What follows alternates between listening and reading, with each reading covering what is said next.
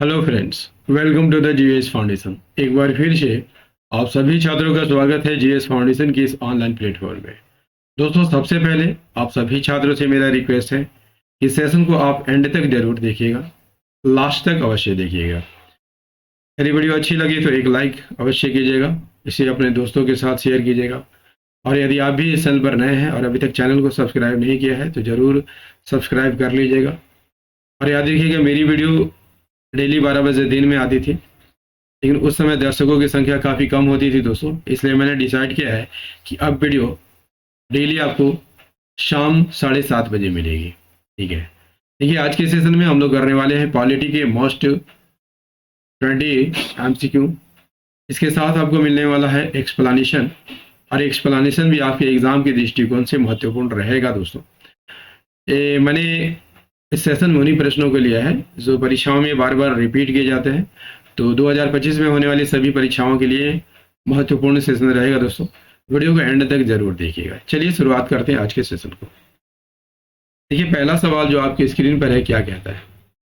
कहता है कि सर्वोच्च न्यायालय के न्यायाधीशों की सेवानिवृत्ति की आयु कितनी होती है। आंसर कीजिएगा। इसका राइट आंसर हो जाएगा option C is the correct answer. 65 वर्ष होती है। भारत के संविधान में अनुच्छेद 124 के अनुसार, याद रखिएगा 124 के अनुसार, सर्वोच्च न्यायालय के न्यायाधीश जो है 65 वर्ष की आयु में रिटायर्ड होते हैं। अनुच्छेद 124 में कहा गया है कि भारत का एक उच्चतम न्यायालय होगा। यदि आपसे पूछ लिया जाए कि ये उच्चतम न्यायालय कब अस्तित्व में आया था, 28 जनवरी 1950 को। क्लियर। और पहले मुख्य न्यायाधीश कौन थे? हीरालाल जे कानिया। हीरा लाल जे कानिया थे। क्लियर। चलिए नेक्स्ट कर लेते हैं। नेक्स्ट है, क्षेत्रफल की दृष्टि से सबसे बड़ा लोकसभा निर्वाचन क्षेत्र कौन सा है। आंसर कीजिएगा। काफी इंपॉर्टेंट प्रश्नों को हमने यहाँ शामिल किया दोस्तों। बहुत ही कम समय में इस सेशन को कंप्लीट करने वाले हैं, तो वीडियो को एंड तक जरूर देखिएगा। क्षेत्रफल की दृष्टि से सबसे बड़ा लोकसभा निर्वाचन क्षेत्र कौन सा है? राइट आंसर हो जाएगा ऑप्शन ए, लद्दाख। लद्दाख लोकसभा निर्वाचन क्षेत्र का सबसे बड़ा है। ठीक है। लद्दाख लोकसभा निर्वाचन क्षेत्र का क्षेत्रफल कितना है दोस्तों? 1,73,266। 1,73,266.37 वर्ग किलोमीटर। यदि आपसे पूछ लिया जाए कि लोकसभा का सबसे छोटा निर्वाचन क्षेत्र कौन है, याद रखिएगा चांदनी चौक। चांदनी चौक, न्यू दिल्ली। क्लियर। चलिए नेक्स्ट कर लीजिए। भारत के सर्वोच्च न्यायालय के कार्यवाहक मुख्य न्यायाधीश की नियुक्ति कौन करता है? कार्यवाहक मुख्य न्यायाधीश की नियुक्ति कौन करता है? कार्यवाहक मुख्य न्यायाधीश की जरूरत क्यों पड़ती है दोस्तों? जब भारत का मुख्य न्यायाधीश जो है किसी कारण उनका पद खाली रहता है तो कार्यवाहक मुख्य न्यायाधीश की नियुक्ति की जाती है। ठीक है। इसका राइट आंसर क्या हो जाएगा? Option A is the correct answer. President, राष्ट्रपति द्वारा किया जाता है। किस अनुच्छेद के तहत? अनुच्छेद 126 के तहत। क्लियर। चलिए अगला सवाल कर लीजिए। नेक्स्ट है, उच्चतम न्यायालय के न्यायाधीशों के वेतन का निर्धारण किसके द्वारा किया जाता है? वेतन का निर्धारण किसके द्वारा किया जाता है? आंसर कीजिए। इसका राइट आंसर हो जाएगा बाई पार्लियामेंट, संसद के द्वारा किया जाता है। उच्चतम न्यायालय के न्यायाधीशों के वेतन, भत्ते और पेंशन संसद द्वारा निर्धारित किए जाते हैं। किस अनुच्छेद के तहत? याद रखिएगा अनुच्छेद 125 के तहत। ठीक है। उच्चतम न्यायालय के न्यायाधीशों के वेतन, भत्ते और पेंशन किस निधि से प्रभारित होते हैं? तो याद रखिएगा संचित निधि पर भारित होते हैं। संचित निधि पर भारित होते हैं। और ये संचित निधि किस अनुच्छेद के अंतर्गत आता है? अनुच्छेद 266 के अंतर्गत आता है। क्लियर। एक होता है इमरजेंसी फंड। इमरजेंसी फंड ये किस अनुच्छेद के अंतर्गत आता है? अनुच्छेद 67 के तहत आता है। इस बात को भी आप याद करके रखिएगा। नेक्स्ट कर लीजिए, उस न्यायालय के न्यायाधीशों की सेवानिवृत्ति की आयु कितनी होती है?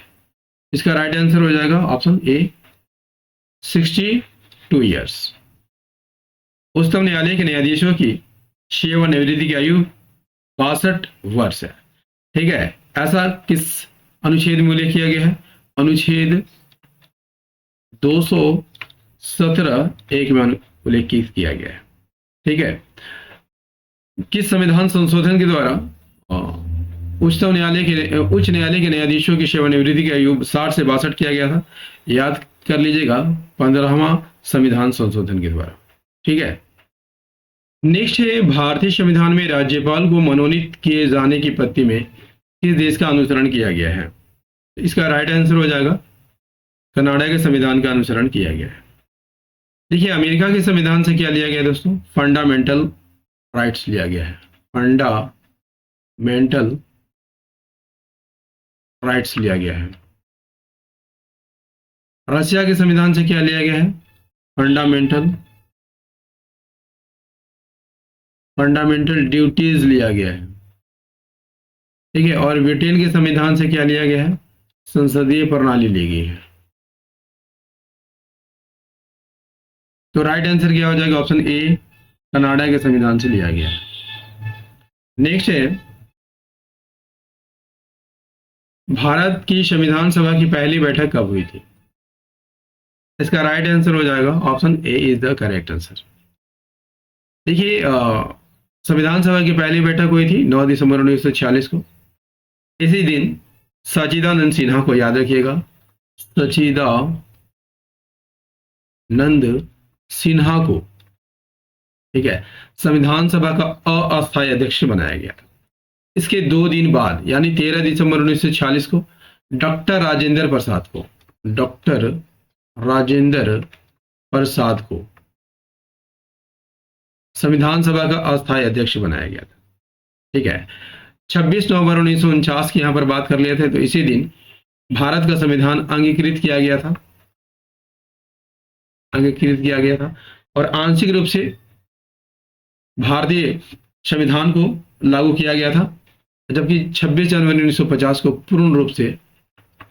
पूर्ण रूप से भारतीय संविधान को लागू कर दिया गया था। क्लियर? चलिए अगला सवाल। नेक्स्ट है, रेगुलेटिंग एक्ट 1773 द्वारा सर्वोच्च न्यायालय की स्थापना कहाँ की गई थी?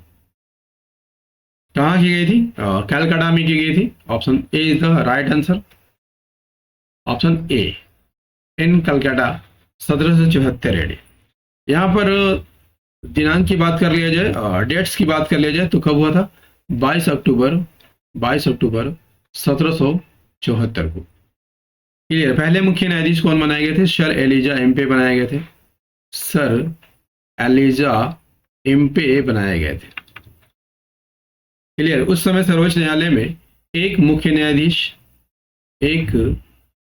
न्यायाधीश और 3 अन्य न्यायाधीश थे। क्लियर? चलिए अगला सवाल कर लेते हैं दोस्तों। और सेशन कैसा लग रहा है कमेंट करके आप जरूर बताइएगा, है ना। भारतीय विधान परिषद को बजट पर बहस करने की शक्ति किस अधिनियम के द्वारा प्राप्त हुई थी? भारतीय विधान परिषद को बजट पर बहस करने की शक्ति, ठीक है, 1892 के इंडियन काउंसिल एक्ट के द्वारा प्राप्त की गई थी। Option A is the right answer. ठीक है, और क्या किया गया था इस संविधान इंडियन काउंसिल एक्ट के तहत? कार्यपालिका से बजट के बारे में सवाल पूछने की अनुमति दी गई थी। ठीक है, नेक्स्ट कर लीजिए, केंद्रीय विधानमंडल सर्वप्रथम किस अधिनियम द्वारा द्विसदनीय बनाया गया था? इसका राइट आंसर हो जाएगा option B, by the Government of India Act 1990, है ना। केंद्र में द्विसदनात्मक विधायिका की स्थापना की गई थी। इसके अलावा प्रत्यक्ष चुनाव की व्यवस्था की गई थी। ठीक है, और क्या किया गया था? प्रांतों में द्वैत शासन लगाया गया था। लोक सेवा आयोग की स्थापना सेवा आयोग की स्थापना की गई थी। आयोग की स्थापना की गई थी। पहली बार महिलाओं को मताधिकार का अधिकार दिया गया था।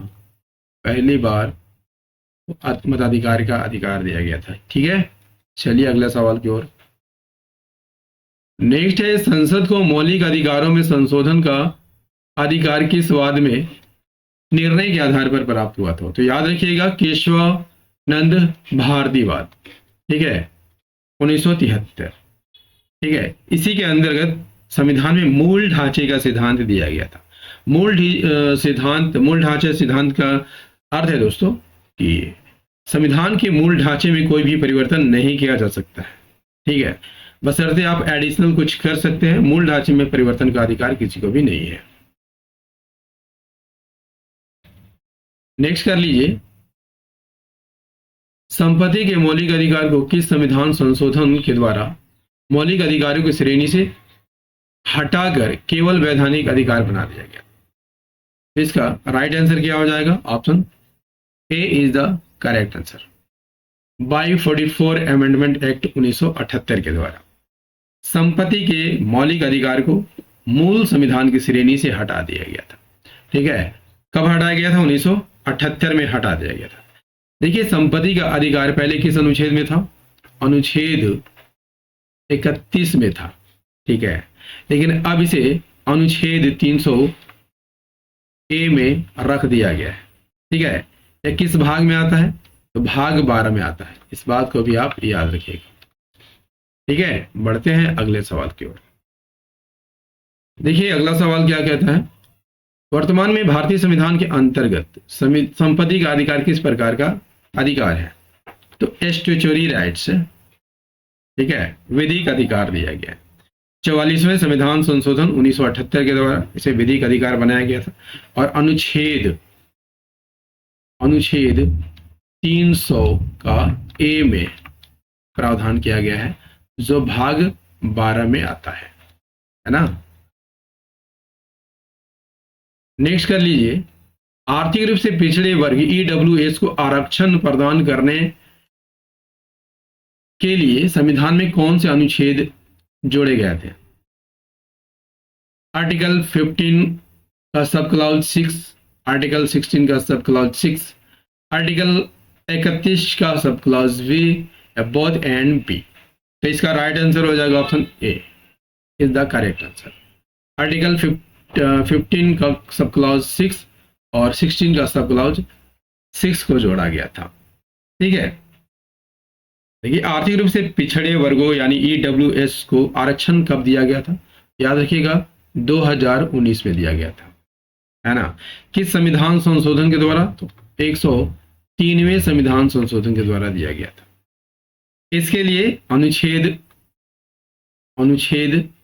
15 का 6 और अनुच्छेद 16 का 6 संविधान में जोड़े गए थे, है ना। चलिए देखिए अगला सवाल कर लीजिए, 6 से 14 वर्ष की आयु के बच्चे को प्रदत्त शिक्षा का अधिकार किस प्रकार का अधिकार है? इसका राइट आंसर हो जाएगा ऑप्शन ए, फंडामेंटल राइट्स। ठीक है, इस अनुच्छेद के अंतर्गत है, अनुच्छेद 21A के तहत। ठीक है दोस्तों, पॉलिटी के टॉप 20 एमसीक्यू का ये सेशन आपको कैसा लगा? उम्मीद करता हूँ दोस्तों काफी अच्छा लगा होगा। यदि सेशन पसंद आया हो तो एक लाइक कर दीजिएगा, इसे अपने दोस्तों के साथ शेयर कीजिएगा और यदि आप भी इस चैनल पर नए हैं तो चैनल को जरूर सब्सक्राइब कर लीजिएगा दोस्तों। और याद रखिएगा मेरी वीडियो अब शाम को 7:30 बजे आएगी, तो इसे आप रोज देखना मत भूलिएगा। ठीक है, मिलते हैं अगले सेशन में, तब तक के लिए जय हिंद, धन्यवाद।